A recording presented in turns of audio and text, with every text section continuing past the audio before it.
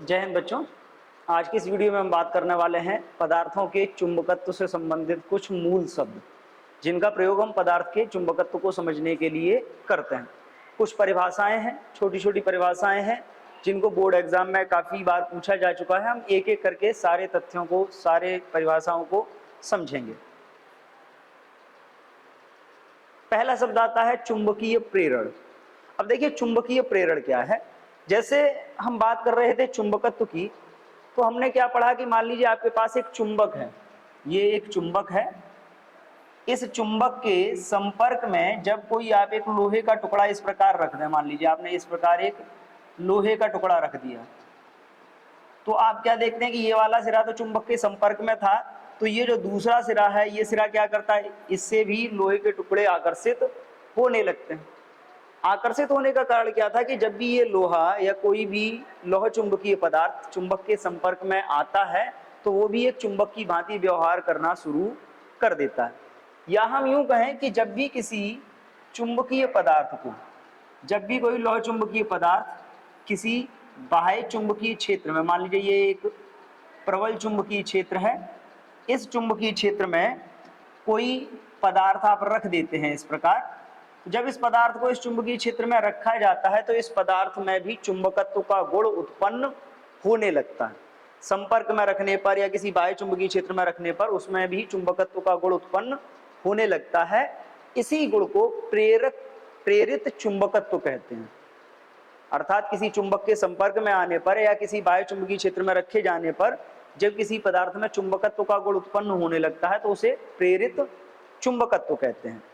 अब जब इसमें चुंबकत्व प्रेरित हो जाएगा तो उस चुंबकत्व की कुछ ना कुछ शक्ति होगी, उसी शक्ति को हम चुंबकीय प्रेरण अथवा चुंबकीय फ्लक्स घनत्व, प्रेरित चुंबकत्व की स्थिति में हम इसको चुंबकीय प्रेरण अथवा चुंबकीय फ्लक्स घनत्व कहते हैं। फ्लक्स घनत्व कहते हैं। ये होता क्या है कि जब किसी पदार्थ को बाह्य चुंबकीय क्षेत्र में रखा जाता है तो पदार्थ के एकांक या पदार्थ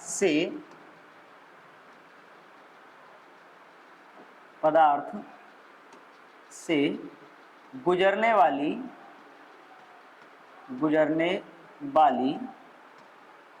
फ्लक्स रेखाओं की संख्या,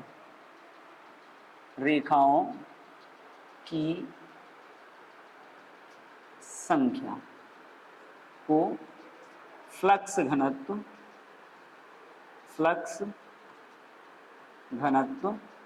कहते हैं। क्लियर? तो समझ लीजिए जब भी कोई पदार्थ किसी बाह्य चुंबकीय क्षेत्र में रखा जाता है, किसी चुंबक के संपर्क में आता है, तो उसमें चुंबकत्व का गुण प्रेरित हो जाता है। इसी को हम प्रेरित चुंबकत्व कहते हैं। और इसकी जो तीव्रता होती है, इसकी जो शक्ति होती है, उसे चुंबकीय प्रेरण कहा जाता है। अगर चुंबकीय प्रेरण की बात करें तो चुंबकीय प्रेरण को B से प्रदर्शित करते हैं और ये एक सदिश राशि है। कैसी राशि है? सदिश राशि है। अगर इसके मात्रक की हम बात करें तो हम पहले भी पढ़ चुके हैं कि जो चुंबकीय फ्लक्स घनत्व होता है उसका मात्रक होता है टेस्ला। क्या होता है? टेस्ला। या फिर हम इसका एक मात्रक पढ़ चुके हैं weber into metre square, weber प्रति मीटर स्क्वायर। या फिर हम इसका मात्रक पढ़ चुके हैं, ये होता है newton upon ampere into metre. Clear? अब बात करते हैं आगे कि ये तो था चुंबकीय प्रेरण। दूसरा क्या है? दूसरा आता है चुंबकन तीव्रता, जिसको बोला जाता है इंटेंसिटी ऑफ मैग्नेटाइजेशन। अब देखिए इंटेंसिटी ऑफ मैग्नेटाइजेशन क्या है कि जैसे ये एक पदार्थ था, एक बाह्य चुंबकीय क्षेत्र में पदार्थ हमने रखा, तो हमने क्या पढ़ा कि जब भी पदार्थ इसमें रखा जाएगा तो इस पदार्थ में भी चुंबकत्व का गुण प्रेरित हो जाएगा। चुंबकत्व का गुण प्रेरित क्यों होगा? क्योंकि इस पदार्थ के जो परमाणु हैं या ये जो पदार्थ है, इस पदार्थ में चुंबकीय द्विध्रुव आघूर्ण उत्पन्न होने लगता है। तो जब इस पदार्थ में चुंबकीय द्विध्रुव आघूर्ण उत्पन्न होगा, देन उस स्थिति में हम बोलते हैं प्रति एकांक आयतन में, प्रति एकांक आयतन में उत्पन्न चुंबकीय आघूर्ण को चुंबकन तीव्रता कहते हैं, चुंबकन तीव्रता कहते हैं। क्लियर? प्रति एकांक आयतन में उत्पन्न चुंबकीय आघूर्ण को चुंबकन तीव्रता कहते हैं। अब देखिए चुंबकन तीव्रता को हम प्रदर्शित किससे करते हैं? इसको प्रदर्शित किया जाता है बेटा आई से, और ये भी एक सदिश राशि है, तो हम इसके ऊपर आई वेक्टर लगा सकते हैं। हमने क्या पढ़ा? प्रति एकांक आयतन में उत्पन्न चुंबकीय आघूर्ण को, चुंबकीय आघूर्ण को, अब देखिए चुंबकीय आघूर्ण को हम किससे प्रदर्शित करते हैं? एम से, और प्रति एकांक आयतन के लिए किया गया तो इसका फॉर्मूला क्या होगा? I vector is equal M vector upon B. Clear? अब यहां से अगर हम इसके मात्रक की बात करें,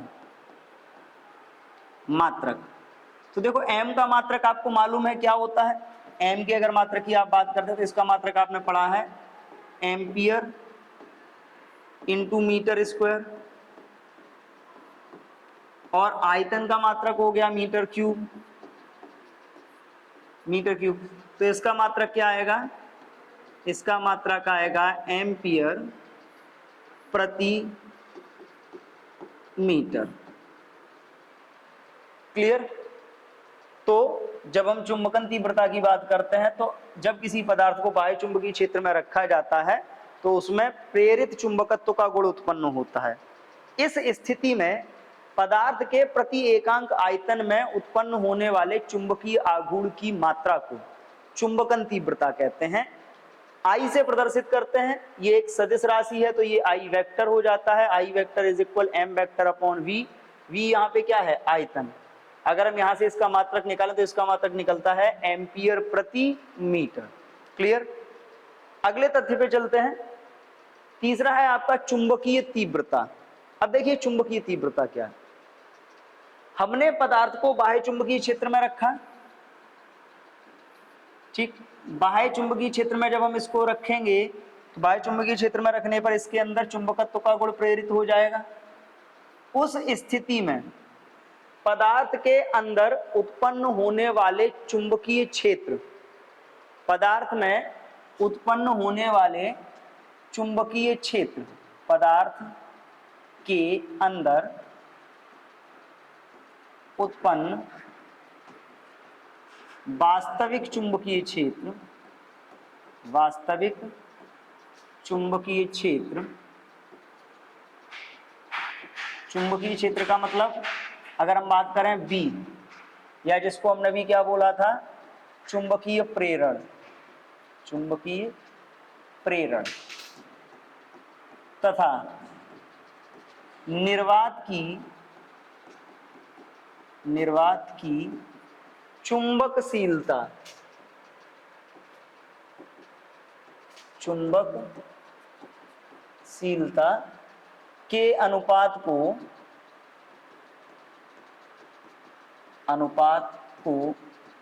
चुंबकीय तीव्रता कहते हैं।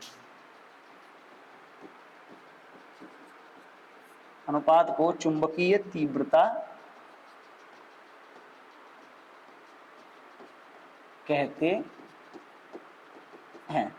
अब देखिए सिंपल सी बात क्या है कि जब पदार्थ को रखा जाएगा तो उसके अंदर चुंबकीय क्षेत्र उत्पन्न होगा, और एक चुंबकीय क्षेत्र बाहर था, बाहर वाला चुंबकीय क्षेत्र अंदर वाले को क्या करेगा? विरोध करेगा, जिसके कारण अंदर जो वास्तविक चुंबकीय क्षेत्र होगा उसका मान बदल जाएगा। उस स्थिति में पदार्थ के अंदर उत्पन्न वास्तविक चुंबकीय प्रेरण तथा निर्वात की वैद्युतशीलता के अनुपात को चुंबकीय तीव्रता कहते हैं, और चुंबकीय तीव्रता को प्रदर्शित किया जाता है H से। ठीक, एक बात समझ लीजिए, H का मात्रक भी वही होता है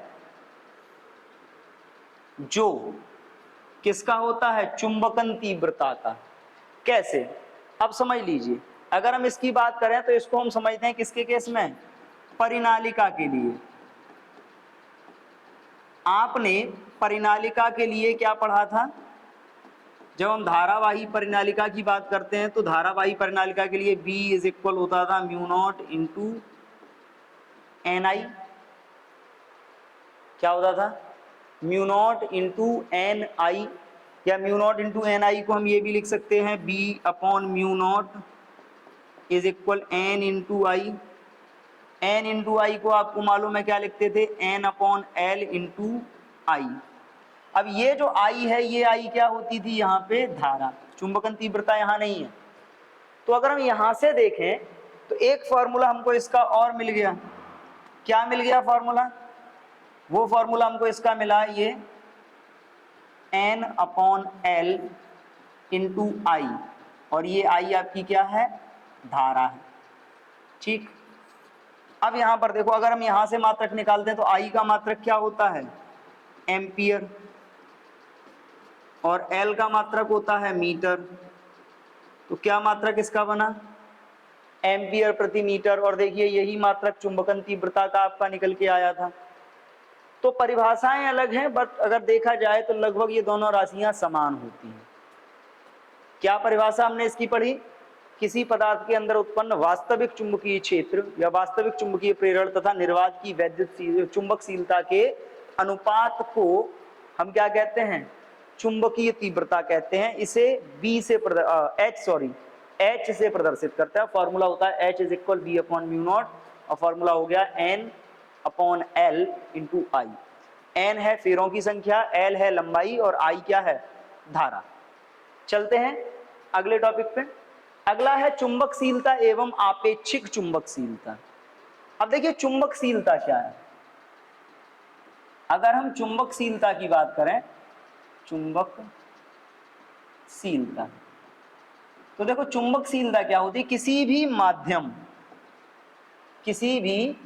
माध्यम के लिए उत्पन्न होने वाले चुंबकीय प्रेरण एवं चुंबकीय क्षेत्र की तीव्रता, जो अभी हमने पढ़ा बी क्या है? पदार्थ के अंदर या माध्यम में उत्पन्न होने वाले चुंबकीय प्रेरण और चुंबकीय तीव्रता के अनुपात को चुंबकशीलता कहते हैं। चुंबकीय प्रेरण और चुंबकीय तीव्रता के अनुपात को चुंबकशीलता कहते हैं। और दूसरा आता है आपका आपेक्षिक चुंबकशीलता। तो अब देखो आपेक्षिक चुंबकशीलता क्या होता है? अगर यही बात आपसे करी जाए, आपेक्षिक चुंबकशीलता, तो देखो आपेक्षिक चुंबकशीलता की अगर हम बात करते हैं तो इसे बोला जाता है माध्यम की चुंबकशीलता। माध्यम की चुंबकशीलता, माध्यम की चुंबकशीलता तथा निर्वात की चुंबकशीलता के अनुपात को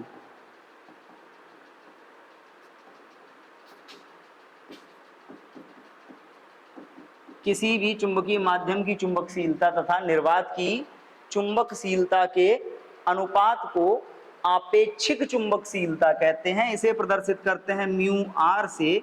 फॉर्मूला इसका होता है mu upon mu not. Clear?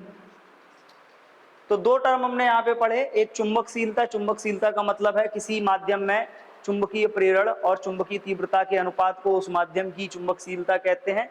और जब आपेक्षिक चुंबकशीलता की बात करी जाती है तो आपेक्षिक चुंबकशीलता हम कैसे निकालते हैं? किसी भी माध्यम की चुंबकशीलता और निर्वात की चुंबकशीलता को उस माध्यम की आपेक्षिक चुंबकशीलता कहते हैं। क्लियर? चलते हैं अगले टॉपिक पे। अगला है चुंबकीय प्रवृत्ति या सुग्राहिता। अब देखिए चुंबकीय प्रवृत्ति या सुग्राहिता क्या है? हमने पढ़ा चुंबकन तीव्रता पढ़ी आई क्या होती थी? प्रति एकांक आयतन में उत्पन्न होने वाले चुंबकीय आघूर्ण को चुंबकन तीव्रता कहते थे, आई। दूसरा हमने पढ़ा बी, जिसको हमने चुंबकीय तीव्रता नाम दिया, यानी कि पदार्थ के अंदर उत्पन्न होने वाले चुंबकीय प्रेरण और निर्वात की चुंबकशीलता का अनुपात। चुंबकीय प्रवृत्ति क्या है? चुंबकीय प्रवृत्ति को अगर हम आसान शब्दों में समझें तो कोई भी पदार्थ जब बाह्य के चुंबकीय क्षेत्र में रखा जाता है तो वो कितनी आसानी से चुंबकित हो सकता है या उसमें कितना अधिक से अधिक चुंबकीय प्रेरण उत्पन्न हो सकता है, इसे बोला जाता है चुंबकीय प्रवृत्ति या चुंबकीय सुग्राहिता। सुग्राहिता का मतलब बाह्य चुंबकीय क्षेत्र को कितनी आसानी से वो ग्रहण कर सकता है। क्लियर। अब इसके अगर हम बात करें तो चुंबकीय प्रवृत्ति या चुंबकीय सुग्राहिता को प्रदर्शित करने के लिए यूज किया जाता है काई एम। काई एम इसका सिंबल होता है। काई एम होता क्या है, किसी भी माध्यम में चुंबकन तीव्रता और चुंबकीय तीव्रता का अनुपात उस माध्यम की या उस पदार्थ की चुंबकीय प्रवृत्ति या सुग्राहिता कहलाता है। हमने दो पढ़ी थी, एक चुंबकन तीव्रता, एक चुंबकीय तीव्रता। तो किसी भी माध्यम के लिए चुंबकन तीव्रता और चुंबकीय तीव्रता के अनुपात को उस माध्यम की या उस पदार्थ की चुंबकीय सुग्राहिता या चुंबकीय प्रवृत्ति कहते हैं।